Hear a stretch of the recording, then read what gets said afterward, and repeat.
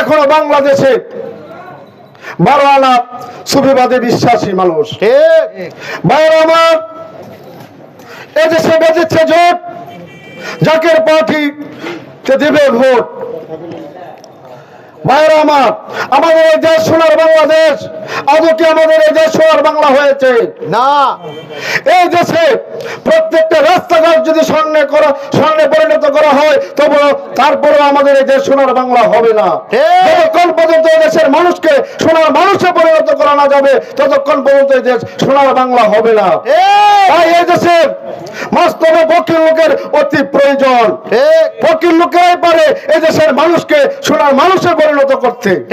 এই দেশকে বাঁচানোর জন্য, এই দেশের মানুষকে বাঁচানোর জন্য জাকের পার্টি আজকে মাঠে নেমেছে। ভাইয়েরা আমার,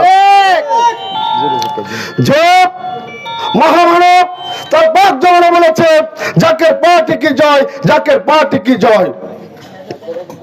দুদিন আগে দুদিন পরে জাকের পার্টির বিজয় সুনিশ্চিত হবে ইনশাআল্লাহ।